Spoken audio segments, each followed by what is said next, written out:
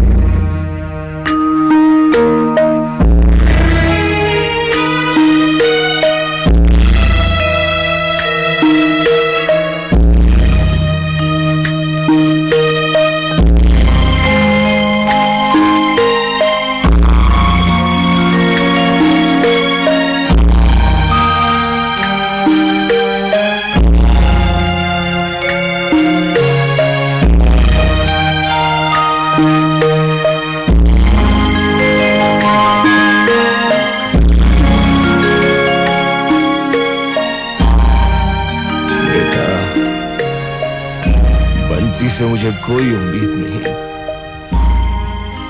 कल अगर मुझे कुछ हो जाए तो मेरी चिता को आप पूज लेना। हाँ बेटा, मेरी आत्मा को शांति मिलेगी।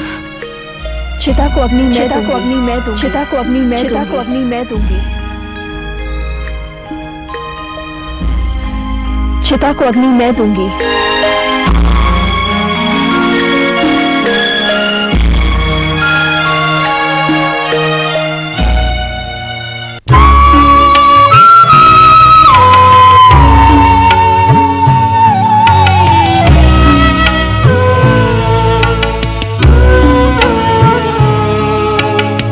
समय की आग में तप कर भली एक जिंदगानी है।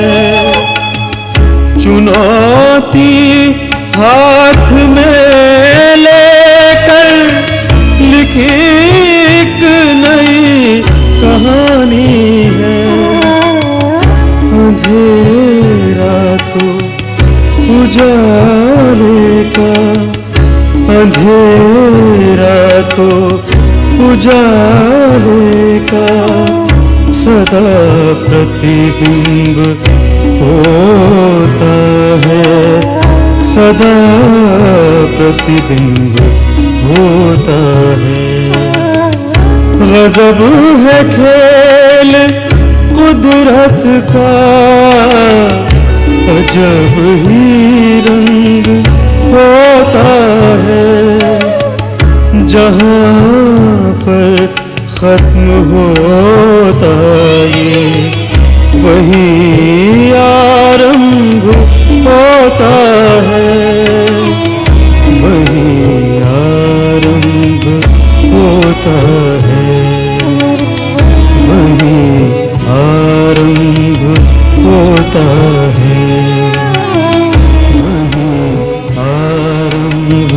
होता है।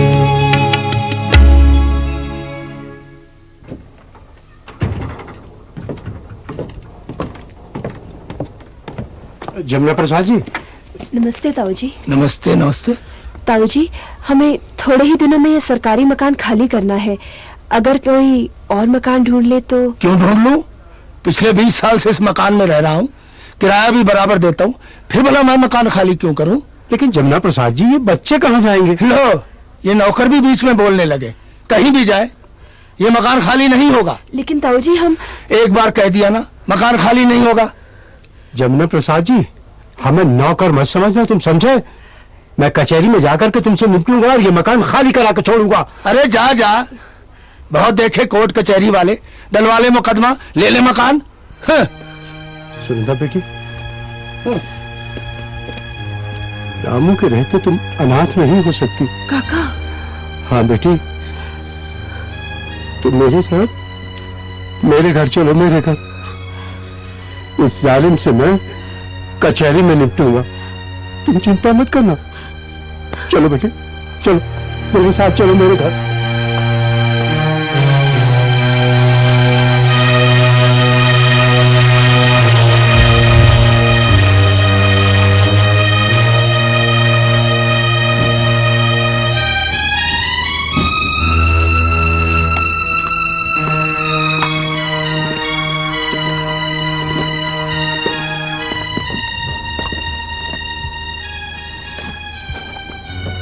मुझे खबर किए बिना ये कहां जा रही हो सुनंदा?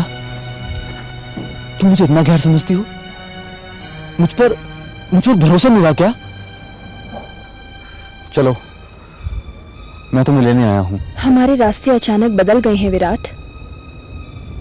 ये मेरी बहनें नहीं, मेरी जिम्मेदारियां हैं जिनसे मैं मुंह नहीं मोड़ सकती। क्या इन जिम्मेदारियों को हम लोग मिलकर पूरा नहीं कर सकते? नहीं, इन्हें मैं किसी के साथ नहीं बांट सकती। सुनंदा, इस तरह से काट कर मुझे अपनी जिंदगी से अलग मत करो। मैं तुम्हारे बिना नहीं जी सकता।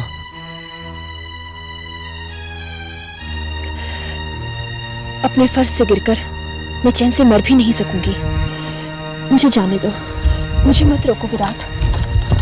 सुनंदा, और कभी मुझसे मिलने की कोशिश मत करना, वरना तुम्हारा प्यार मुझे कमजोर बना देगा। तुम्हारा प्यार हमेशा मेरे साथ रहेगा।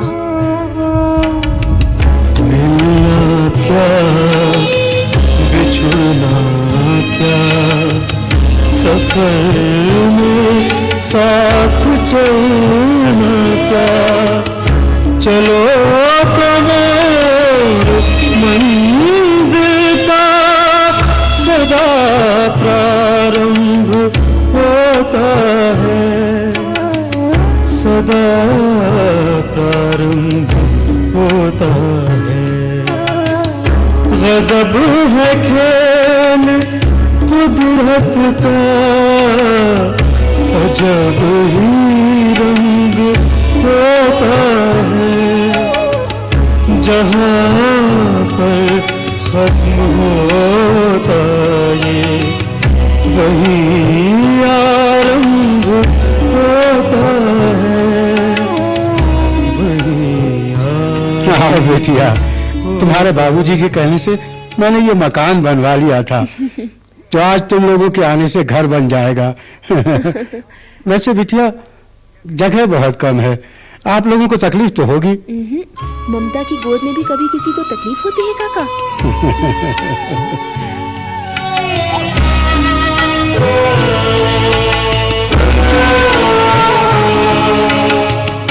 राह में मुश्किलें आए, कदम रुकने नहीं पाए, हौसला तेरा ऐसा हो, मंजिलें खुद ही झुक जाए, अंधेरा तो उजाले का, अंधेरा तो उजाले का, सदा प्रतिबिंब होता है, सदा प्रतिबिंब होता है। गजब है खेल कुदरत का, अजब ही रंग होता है।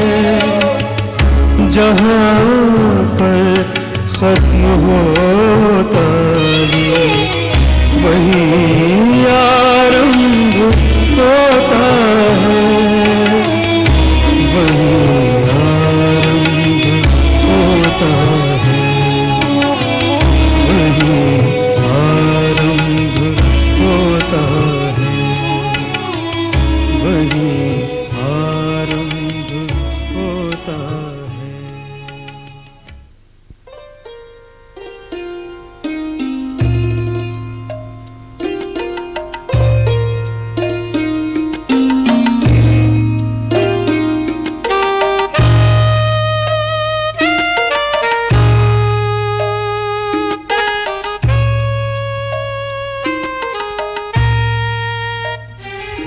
दीदी। आशा, क्या बात है? दीदी, कल मेरे कॉलेज की फीस जमा कराने की आखिरी तारीख है और अगर कल मैंने फीस जमा नहीं कराई तो मुझे एग्जाम में बैठने नहीं दिया जाएगा। तू चिंता मत कर, मैं अभी आती हूँ। हाँ,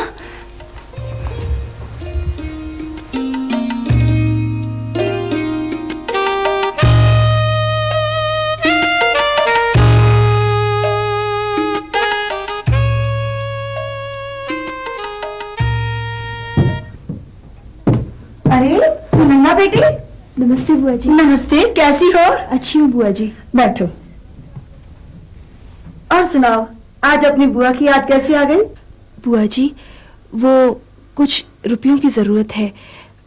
आशा की फीस जमा करनी है और अगर समय पर पैसे ना जमा किए तो उसका साल बर्बाद हो जाएगा।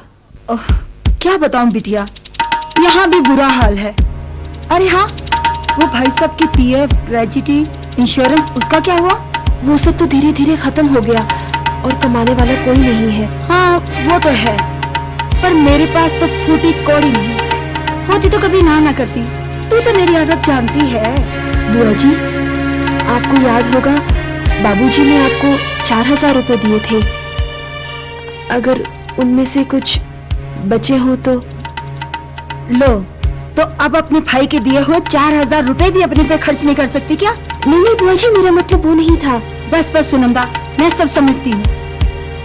अब मैं तुम्हारी कोई मदद नहीं कर सकती, मुझसे कोई उम्मीद मत रखना, समझी? अच्छा बुआ जी।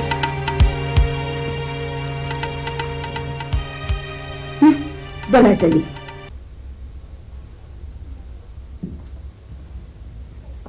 दीदी आप परेशान ना हो, मुझे टाइपिस्ट की जॉब मिल ही जाएगी। और फिर मेरी टीचर ने भी तो कहा है कि वो मुझे कुछ छोटे बच्चों की ट्यूशन सिलवा देंगी। हमें सबने ठुकरा दिया तो क्या हुआ, पर हमें हिम्मत नहीं हारनी चाहिए। सुनंदा दीदी।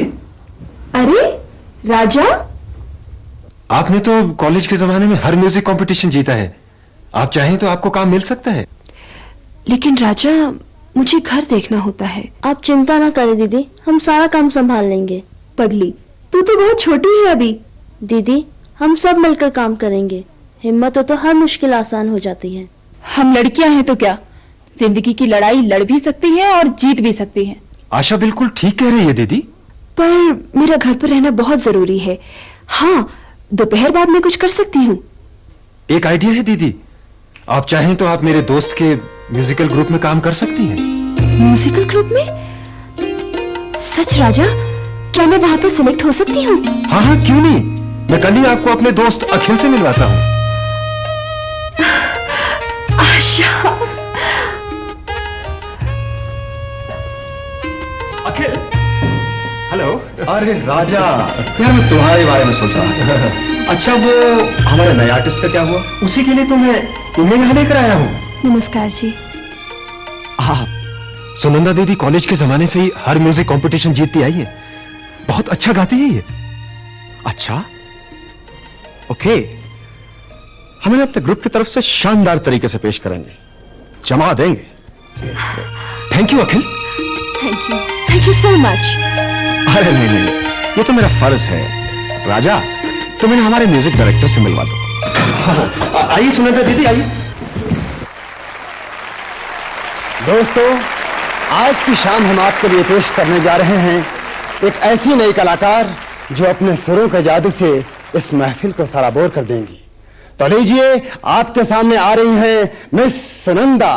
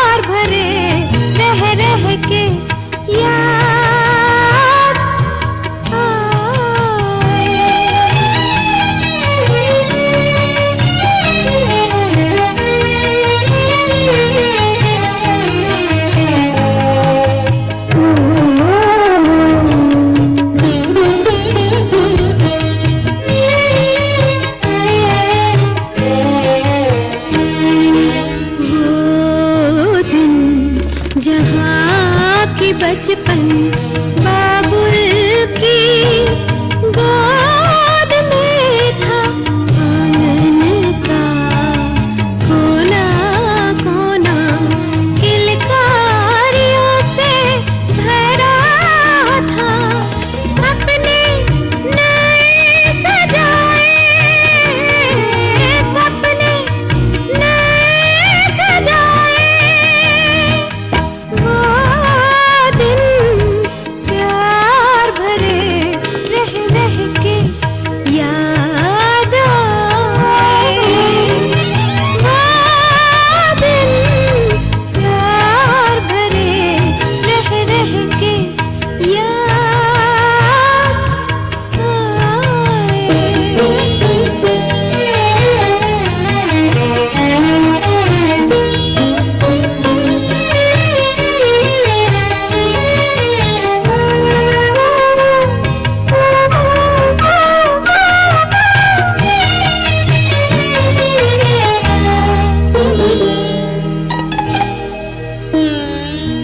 कंगन सजी कलाई, मेहंदी रची हथेली, बाबुल को छेड़ती थी एक चुलबुली सहेली।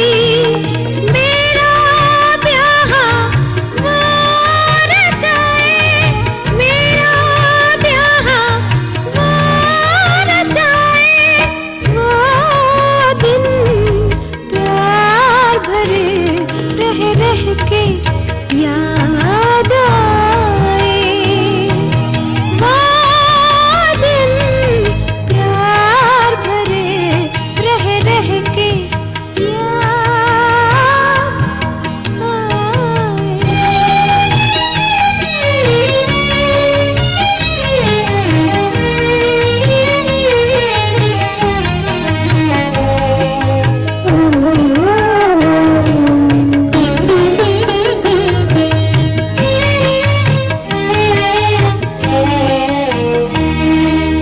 पर कौन जानता था तकदीर मेरी हंस रही थी। बाबुल की आँख में डोली मेरी सिसक रही थी।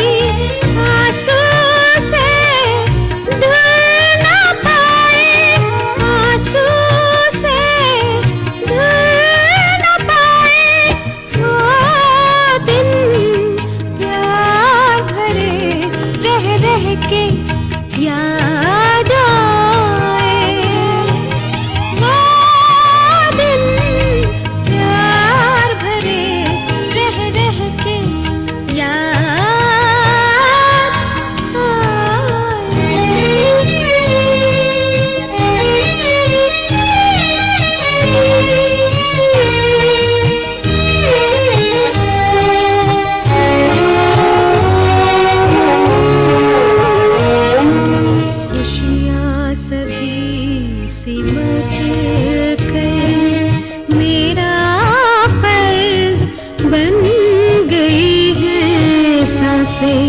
किसी जन्म की जैसे कर्ज बन गई है, कभी लौट कर ना आए, कभी लौट कर ना आए। ओ दिन प्यार भरे रह रह के याद आए, वो दिन प्यार भरे रह रह के याद आए, रह रह के याद आए, रह रह के याद आए।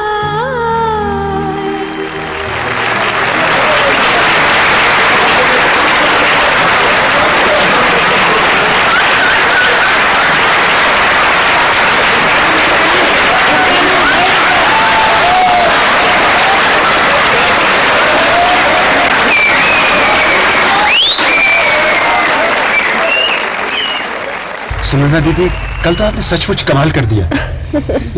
दीदी, इस खुशी के मौके पर मैं आपसे कुछ मांगना चाहता हूँ। हाँ हाँ, बोलो राजा, तुम आज जो मांगोगे वो मैं जरूर दूंगी।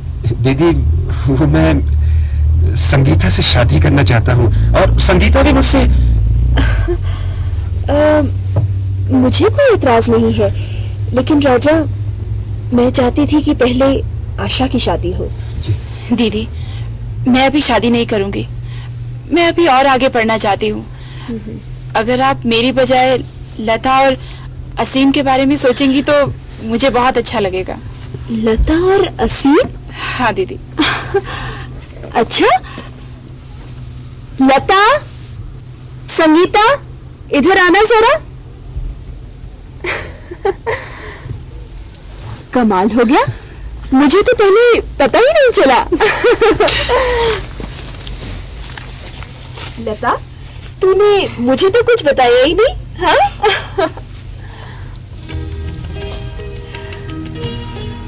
मुझे ये दोनों रिश्ते मंजूर हैं।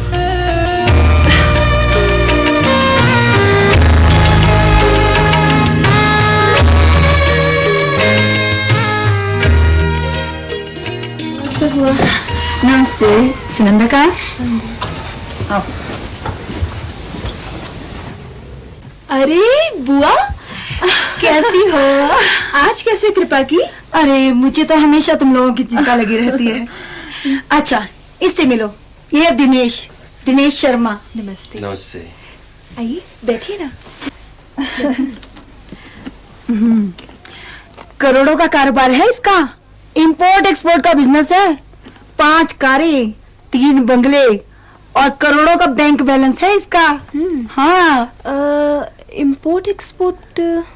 जी, हांगकांग और लंदन में भी मेरे ऑफिस हैं और अमेरिका से भी काफी कारोबार चलता रहता है। और तारीफ की बात तो ये है कि सारी दुनिया घूम लेने के बाद भी ये हिंदुस्तानी लड़की के साथ शादी करना चाहता है। वो क्यों? जी, मेरी माँ मेरा आदर्श है और मैं चाहता हूँ कि मेरी पत्नी भी बिल्कुल वैसी ही हो। देखा देखा कितने अच्छे विचार हैं इसके। अरे मैं तो चाहती हूँ अपनी आशा की शादी तू इसके साथ कर दे। आशा? वो तो सब ठीक है बुआ जी, पर एक बार आशा की राय लेना भी बहुत जरूरी है। हाँ हाँ, तो पूछ ले उससे भी। अरे आशा तो इसे अच्छे से जानती है, दोनों एक ही कॉलेज में पढ़ते थे। अच्छा बुआ जी, मैं अभी आती हूँ। हाँ हाँ, जा।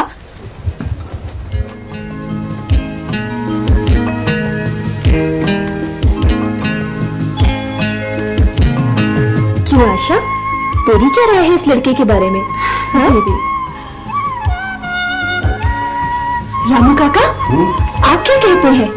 देखो बिटिया, अगर आशा को पसंद है तो ठीक है, उसकी खुशियों से ही तो हमारी खुशियां जुड़ी है ना।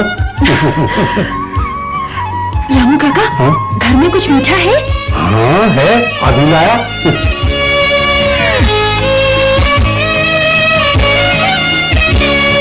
लो, बधाई हो, बधाई हो। आपको भी। हमारी चांची बिटिया को भी।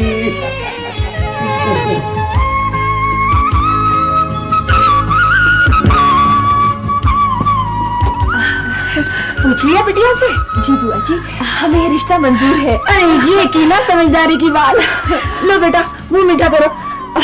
हाँ, और तुम भी मुंह मीठा करो बिटिया। तो रिश्ता पक्का हुआ और जल्दी से जाओ शादी की तैयारियां करो। मेरे लिए साड़ी लेना मत भूलना, ठीक है?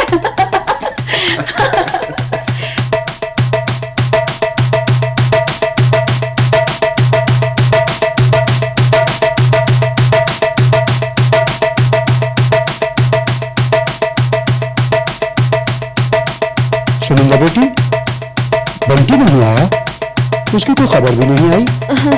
रामू काका, वो बंटी का टेलीग्राम आया है। लिखा है वो एग्जाम की तैयारी में लगा हुआ है, शायद नहीं आ पाएगा। अच्छा मैं चलती हूँ।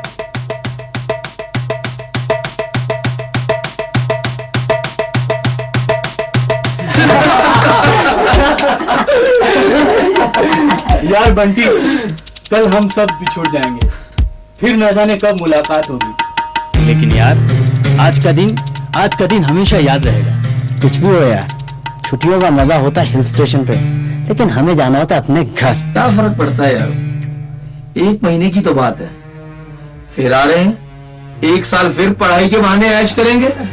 और वैसे भी इन छुट्टियों में तुम ही अपने अपने घर जा रहे हो, मैं तो जा ही नहीं रहा। अपना तो बड़ा बेमुरब्बत है यार। घर वालों के साथ तो पूरी जिंदगी बितानी है, ये समा ये बाहर कहाँ होंगी फिर? मस्ती लूटो, क्या पढ़ाई लिखाई और क्या घर बार। हाँ यार ये बात तो ठीक है, आखिर पढ़ना किसे है, हमें तो सिर्फ ऐश से मतलब है। एक बात बता बंटी, क्या तेरे डैडी इतना माल छोड़ कर गए हैं कि हर महीने मोटा मनी ऑर्डर आता है? क्यों नहीं बेटे, हम स्वर्गवासी इंस्पेक्टर शंकर दयाल के इकलौते वारिस हैं, और इस महीने तो उससे भी मोटा मनी ऑर्डर आ रहा है। क्यों क्यों क्यों? अरे तुम्हें नहीं पता, ये इस बार यहाँ छुट्टियों में उमर में शादी करने जा रहे हैं। लेकिन घर वालों को बिना बताए? मॉडर्न जमाना है डियर, कोर्ट मैरिज करेंगे और जहाँ पहुँचेंगे अपने प्राइस कैच को लेकर लोगों को सरप्राइज करने।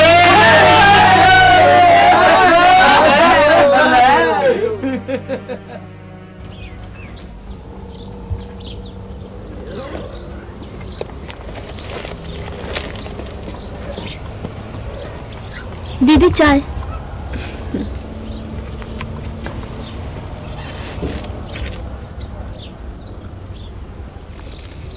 दीदी अब तुमको बहुत सूना सूना लगता है, तीनों दीदियां भी अपने अपने घर चली गई।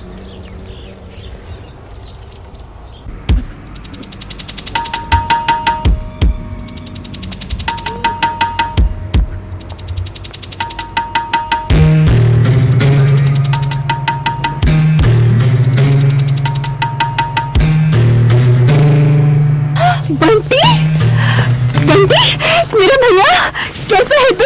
हाँ कैसा है बंटी? ये कौन है? ओफो, बताता हूँ दीदी, इतनी जल्दी भी क्या है? ये मेरी पत्नी उमा है, हमने कोर्ट मैरिज की है। वाओ, क्या घर है, रियली यू आर ग्रेट। हम बहुत थक गए हैं दीदी, अपने कमरे में जा रहे हैं, चाय भिजवा देना। कम डाली।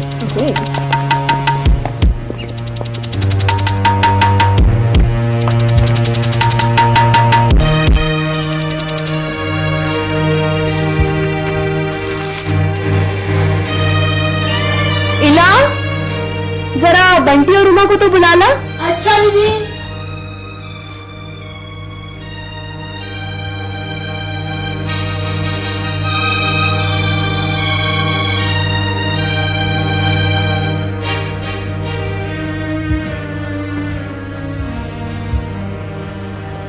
उमा, मैंने कुछ साड़ियाँ खरीद कर रखी थी, अपनी पसंद की छांट लो, और कुछ जेवर भी है तुम्हारे लिए। ये सब तो ओल्ड फैशन है। हाँ, ये जेवर रख लेती हूँ, इन्हें तुड़वाकर मैं नए फैशन के बनवा लूंगी। तुड़वाकर? इन्हें तुड़वाने की क्या जरूरत है, अच्छी तो है। इन साड़ियों का कोई डिजाइन है, इतनी सस्ती और रद्दी। बंटी, अगर उमा मॉडर्न है तो मैं भी कोई पुराने जमाने की तो नहीं हूँ। आप मुझे 5000 रुपए दे दीजिए, हम अपनी पसंद के खरीद लेंगे। मुझे तो इन जेवरों में और साड़ियों में कोई कमी नजर नहीं आती। और फिर उमा को घर के हिसाब से चलना चाहिए ना। मुझे नहीं पता था मेरे अरमान इस तरह कुछ ले जाएंगे। अगर मुझे पता होता कि इस घर में मेरी कोई हैसियत ही नहीं है तो मैं इसे यहाँ लेकर कभी नहीं आता। इससे तो मैं अपने अंकल के घर अच्छी थी, तुमने मेरी जिंदगी बर्बाद कर दी। उमा, रखो अपनी साड़ियां और जेवर अपने पास, मुझे नहीं चाहिए तुम्हारी खैरात।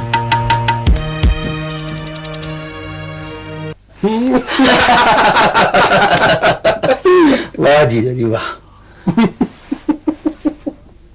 क्या आपको मालूम है जीजा जी कि ये मकान दीदी ने किसके नाम करवा रखा है? अरे किसी के भी नाम हो उससे क्या फर्क पड़ता है। वैसे ये मकान तुम्हारी दीदी के नाम है। लेकिन कानून के मुताबिक तो ये मकान मेरे नाम होना चाहिए ना।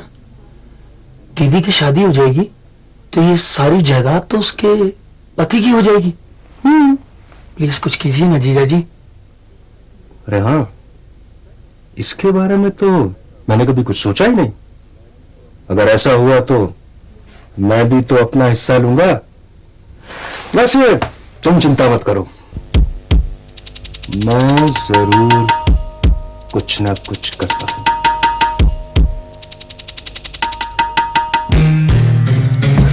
दीदी, दीदी, आशा दीदी, आशा, आशा, आशा, ये क्या हो गया आशा? आशा, मुझे बचा लो दीदी, आशा, मुझे बता क्या हुआ ये? दीदी, मेरे सारे सपने टूट गए। ऐसे अब मैं वहाँ कभी नहीं जाऊंगी। क्यों, क्या हुआ? दिनेश ने फिर झगड़ा किया क्या? अब तो उसने हद ही कर दी दीदी, उसने मुझे जलाकर मार डालने की कोशिश की। मैं जैसे तैसे भाग कर आ गई हूँ। सब समझ गई। दिनेश के रंग ढंग मुझे पहले से ही ठीक नजर नहीं आते थे। दीदी, अब तो वो ये कहता है कि मैं तुमसे जायदाद में हिस्सा मांगू, और जब मैंने मना किया तो उसने मेरी ये हालत कर दी। आशा, तू चल मेरे साथ, मैं आज सारे फैसले कर देती हूँ। अब मैं उस घर में कभी नहीं जाऊंगी दीदी, कभी नहीं जाऊंगी। तू चिंता करती है, मैं हूं ना, मैं सब ठीक कर दूंगी। इसको तुम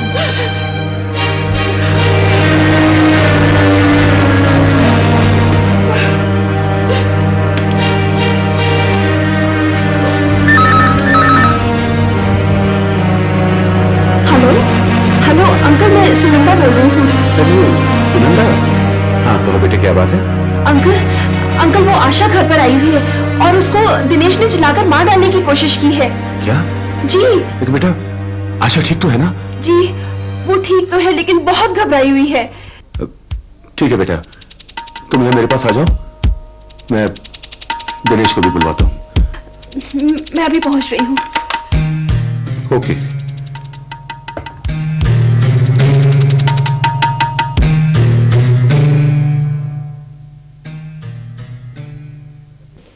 अंकल मैं बहुत परेशान हूँ। मैं देख लूंगा, देख लूंगा। आइए आइए, तशरीफ रखिए, बैठिए बैठिए।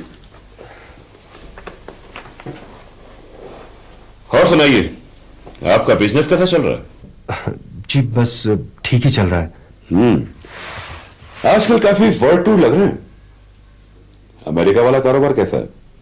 पेमेंट की कोई दिक्कत तो नहीं? नहीं, वो पेमेंट वगैरह तो मैं निकलवा ही लेता हूँ। वो तो मैं अच्छी तरह जानता ही हूं। और मुझे यह भी पता लगा है कि आजकल आपने अपने इनकम का एक और नया सोर्स ढूंढ लिया है। जी, कौन सा?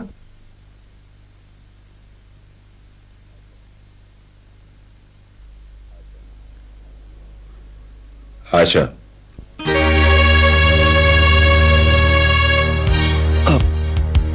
आशा?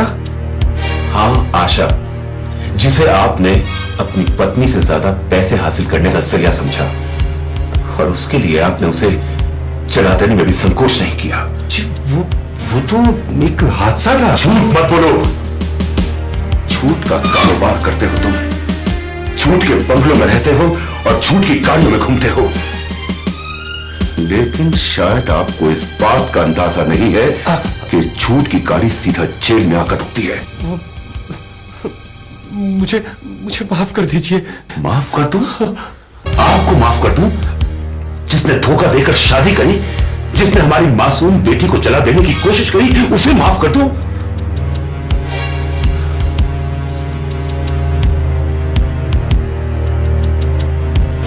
आपको तो अब मैं जेल के सारे कोनों का फर दूर करवाऊंगा। मुझे सुनंदा दीदी, मुझे बचा लीजिए, मैं बहुत शर्मिंदा हूँ, मुझे बचा लीजिए, मैं आगे से ऐसी हरकत नहीं करूंगा। तुम्हारा क्या भरोसा? दीदी मैं सच कहता हूँ, आप जो कहेंगी मैं वही करूंगा। आशा के जरिए जायदाद में हिस्सा मांगने के लिए मुझे बंटी ने उकसाया था। हाँ दीदी मैं सच कह रहा हूँ, मैं तो उसकी बातों में आ गया था। तो तुम आशा को साथ लेकर जाने को तैयार हो? जी। लिखकर माफी मांगने को तैयार हो? हाँ जी बिल्कुल। ठीक है, इस बार हम तुम्हें माफ कर देते हैं, लेकिन ध्यान रखना आइंदा कोई ऐसी हरकत नहीं होनी चाहिए। जी बिल्कुल नहीं होगी। चलो अब आशा घर पर इंतजार कर रही होगी। Thank you uncle. जीती रहो बेटी।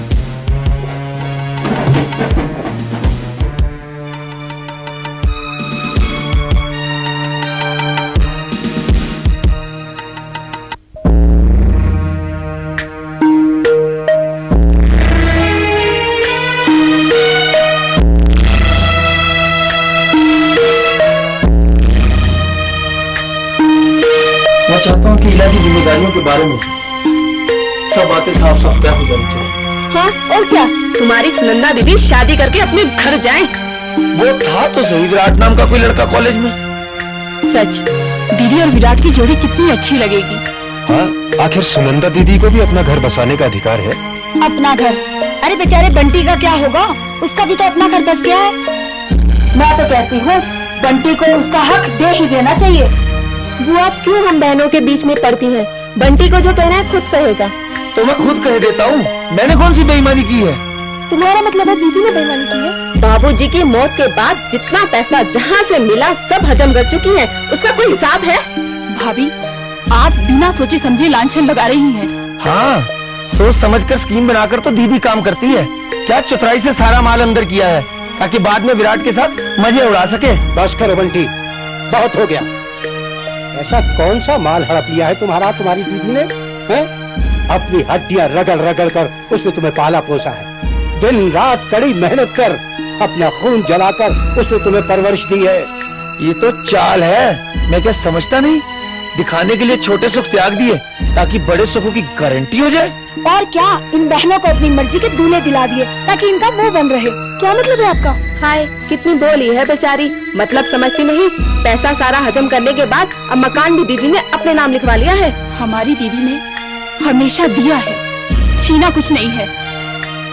वो तो एक देवी है। देवी? कौन? वो सुनंदा? देवियाँ होती हैं मंदिरों में। ऐसी चतुर चालाक को देवी कहना देवियों का अपमान करना है। अगर वो न संभालती तो इस घर को कौन संभालता? ये बंटी तो किताब के पैसों से जुआ खेलता रहा, अय्याशी करता रहा, और आज हॉस्टल से डिग्री लेने की बजाय टीवी लेकर आ गया, मकान का हक जताने के लिए, अपना हिस्सा मांगने के लिए।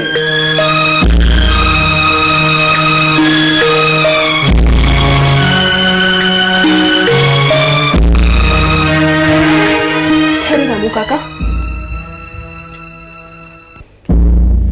ये देखो बंटी, ये मकान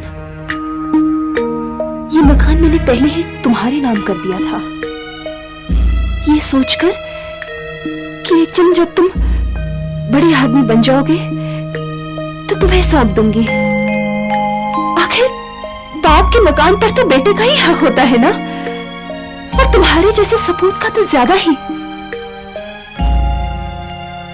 बंटी बेटा, एक एक दिन गिन गिन कर मैंने आने वाले पल के कितने सपने संजोए थे। तुम्हारे बड़े होने का इंतजार करती रही थी,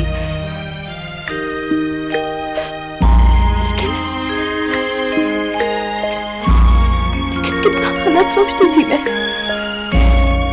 कितना गलत सोचती थी मैं कि मेरे बगैर ये बच्चे पल नहीं सकेंगे। वरना मैं भी एक इज्जतदार आदमी की बीवी होती, चैन की जिंदगी बसर कर रही होती बेटा। तो अब बन जाओ उस विराट की बीवी। ना जाने कब से पीछे पड़ा हुआ है, बदमाश, आवारा, बेईमान। क्या कहा तुमने? विराट आवारा, बदमाश, बेईमान? सुनंदा बेटी,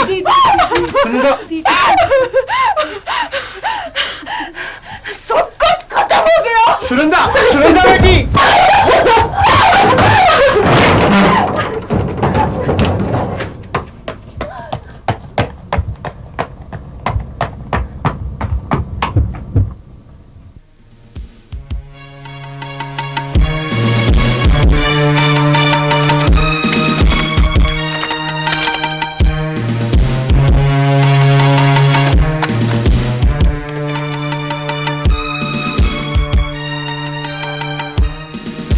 हेलो हेलो,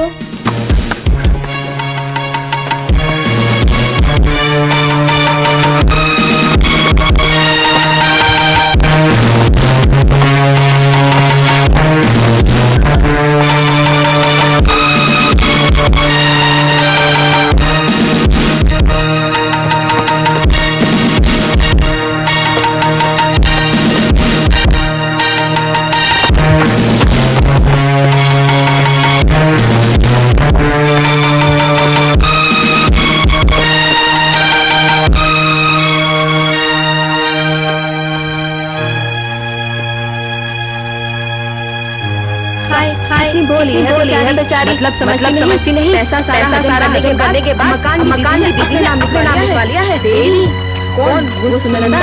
देवियां होती है मंदिरों में, ऐसी चतुर चालाक को देवी कहना देवियों का अपमान करना है। अब बन जाओ विराट की बीवी। ना जाने कब से पीछे पड़ा हुआ है, बदमाश, आवारा, बेईमान। क्या कहा तुमने? अब बन जाओ विराट की बीवी। ना जाने कब से पीछे पड़ा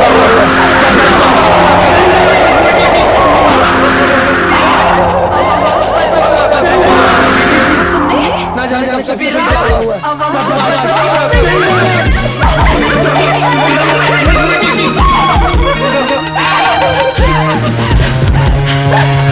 अब बन जाओ विराट की बीवी।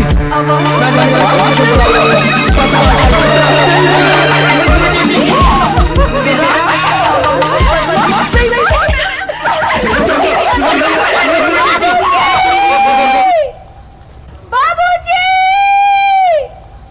बाबूजी।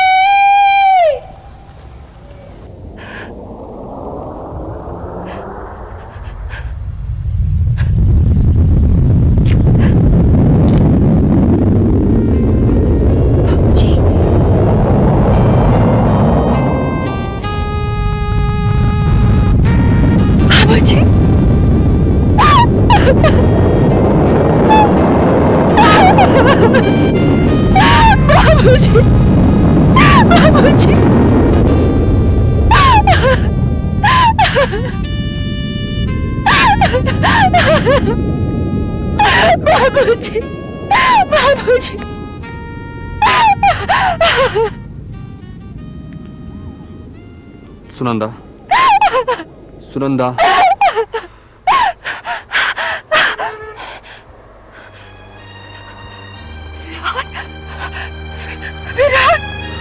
विराट मुझे मर जाने दो।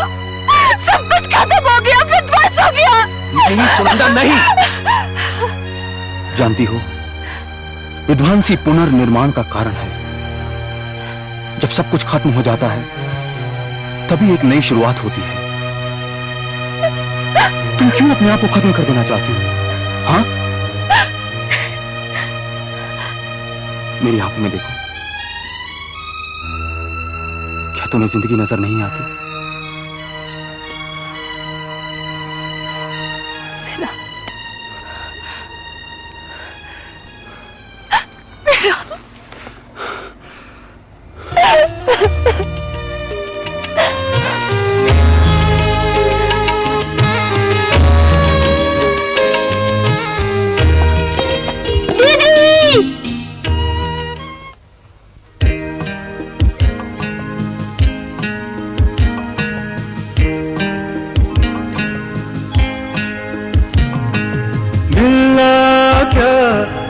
बिछुड़ना क्या, सफर में साथ चलना क्या, मिलना क्या, बिछुड़ना क्या, सफर में साथ चलना क्या।